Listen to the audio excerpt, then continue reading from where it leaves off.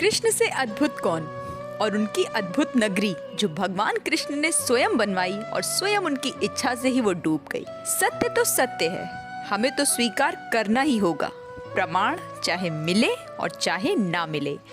जिस समय दुनिया कुछ भी नहीं जानती थी, उस समय भी हमारी हिंदू सभ्यता सबसे विकसित सभ्यता थी।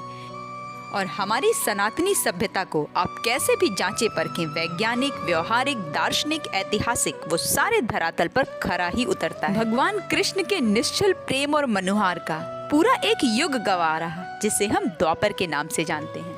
द्वारिकाधीश हमारे बांके बिहारी यशोदा नंदन से पूरा ब्रज इतना क्यों प्रेम करता था जानते हैं? क्योंकि साक्षात देव होकर भी उन्होंने अपने ईश्वरीय शक्ति पर कभी भी अहंकार नहीं किया।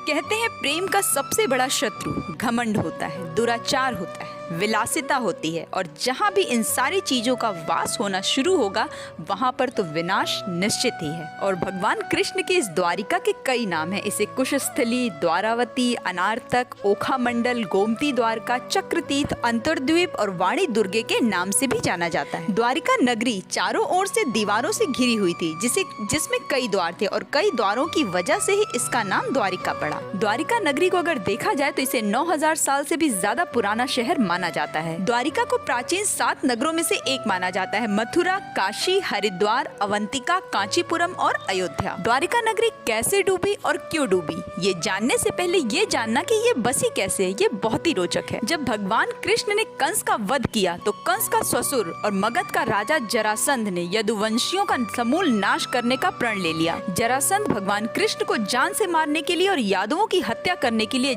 मथुरा पर बार बार आक्रमण कर रहा था। दिन प्रतिदिन उसका अत्याचार बढ़ता ही जा रहा था। भगवान कृष्ण ने मन ही मन सोचा कि करे कोई और भरे कोई।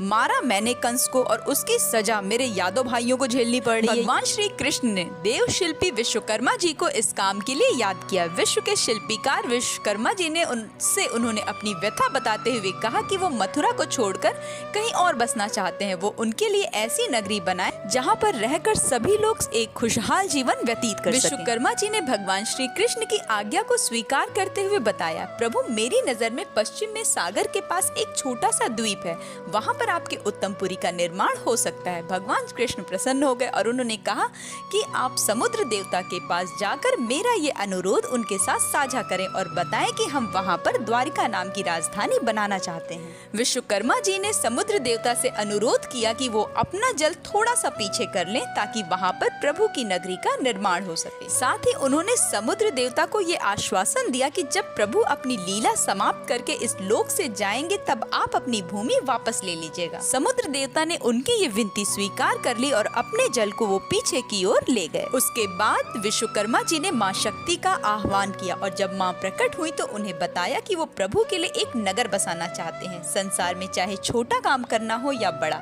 शक्ति की तो आवश्यकता होती ही होती है और बिना आपकी कृपा से माँ ये कार्य आखिर हो कैसे सकता है। माँ आप मुझे कल्पना शक्ति दें और मेरे मन में द्वारिका की एक मनमोहक छवि का चित्र रच दें ताकि वैसी ही नगरी का निर्माण मैं प्रभु के लिए कर सकूं और उन्हें प्रसन्न कर सकूं। माँ ने विश्वकर्मा जी की ये विनती स्वीकार कर उनके अंदर रचनात्मकता का संचार कर दिया। तभी वहाँ पर देवराज इंद्र प्रकट हुए।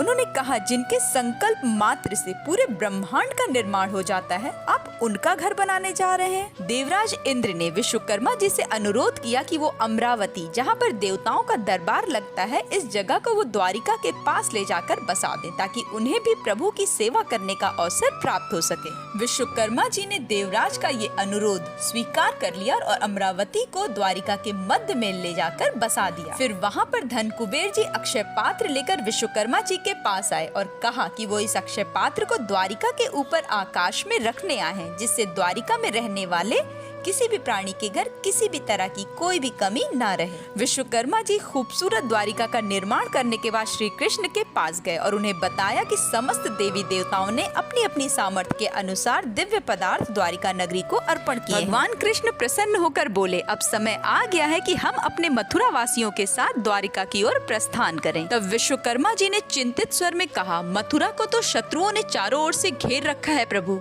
आप सबको वहाँ से निकाल कर द्वारिका कैसे पहुँचाएंगे? पहुंचाएंगे। भगवान श्री कृष्ण मुस्कुराए और उन्होंने कहा, जो मेरा भक्त है, जो मुझ में पूरा विश्वास रखता है, अब उसकी कुशलता की जिम्मेदारी मेरी है। भगवान श्री कृष्ण ने फिर देवी योग माया को याद किया। योग माया ने प्रकट होकर अपने लिए आज्ञा मांगी। भगवान कृष्ण बोले, माँ, आप अपने आंचल में सभी मथुरा वासियों को समेटकर द्वारिका पहुँचाइए। उन्हें जरा भी नहीं लगना चाहिए कि मथुरा उनसे छूट गई है, और उनके मन और बुद्धि को आप ऐसा कर दें ताकि उन्हें ऐसा लगे कि वो सदा से द्वारिका में ही रह रहे हैं। योग माया जी ने सर्वेश्वर की आज्ञा मानकर ऐसा ही किया और सबको सकुशल द्वारिका पहुंचा दिया। और भगवान कृष्ण बलराम के साथ आकाश मार्ग से मथुरा छोड़कर जाने लगे। जरासंध जब उन्हें देखा तो वो उन्हें मारने के लिए उनके पीछे भागने लगा। रास्ते में गोवंतक पर्वत पड़ा और भगवान कृष्ण और बलराम इन्हीं पहाड़ियों में जाकर छिप गए। जरासंध ने अपने सैनिकों को आज्ञा दी कि वो इन पहाड़ियों में आग लगा दें, क्योंकि दोनों लोग यहीं छुपे हुए हैं। पर भगवान कृष्ण और बलराम दोनों लोग सकुशल द्वारिका पहुंच गए। जब बलराम ने भगवान कृष्ण से पूछा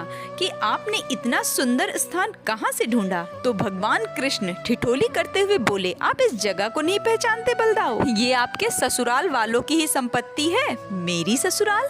बलराम ने आश्चर्यचकित होकर पूछा, जिन राजकुमारी रेवती से आपका विवाह तय हुआ है, ये स्थान उन्हीं के दादा महाराज रेवत की राजधानी हुआ करती थी। द्वारिका नगरी को भगवान श्री कृष्ण की कर्म भूमि भी कहा जाता है। महाभारत में कौरवों की पराजय और पांडवों की विजय के पीछे केवल एक व्यक्ति का हाथ था, और वो थे हमारे भगवान श्री कृष्ण।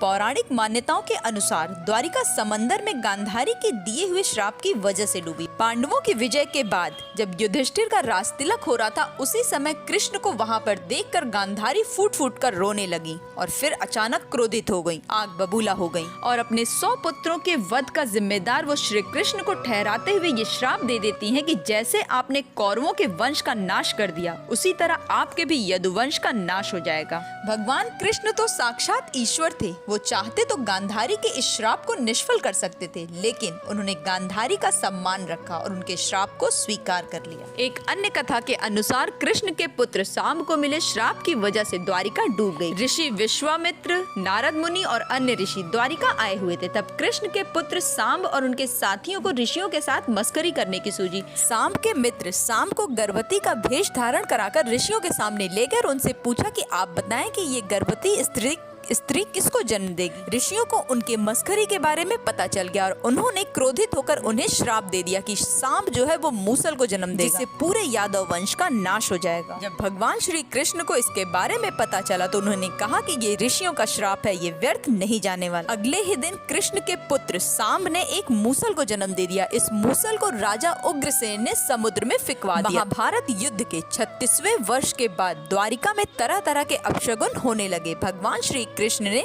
सबको तीर्थ यात्रा पर भेज दिया। वहाँ पर प्रभास क्षेत्र आने पर उनमें आपस में किसी बात को लेकर विवाद हो गया और इस छोटे से झगड़े ने खून खराबे का रूप ले लिया। सांब ने जिस मूसल को जन्म दिया था उसका प्रभाव एरका घास पर हुआ। उसे जो कोई भी उखाड़ता वो मूसल बन जाती और उसके एक ही प्रहार से सामने वाला स्वर्गलोक में पहुंच जाता। इस लड़ाई में भगवान श्री कृष्ण के पुत्र प्रद्युम्न की भी हत्या हो गई। सूचना मिलते ही भगवान श्री कृष्ण वहाँ पहुँचे और अपने पुत्र की मृत्यु से वो काफी क्रोधित हो गए। लड़ाई में जो लोग बचे हुए थे, जिन्होंने अपने परिजनों की हत्या कर दी थी, कृष्ण ने जैसे ही एरका घास उखाड़ी वो मूसल बन गई और उस मूसल से कृष्ण ने सबका वध कर दिया और इस तरह से ये मूसल पूरे यदुवंश के विनाश का कारण बनी। इस युद्ध में भगवान श्री कृष्ण, उनके सारथी दारुक और बलराम को छोड़कर सारे यदुवंशी मारे गए। भगवान श्री कृष्ण ने अपने सारथी दारुक से कहा कि वो हस्तिनापुर जाकर अर्जुन को यहाँ ले आए और बलराम को वहीं रुकने को बोला और स्वयं अपने पिता वासुदेव को इस नरसंहार के बारे में सूचित करने के लिए वो द्वारिका चले गए। द्वारिका पहुंचकर उन्होंने अपने पिता वासुदेव से कहा कि हस्तिनापुर से अर्जुन आ रहे हैं, आप तुरंत नगर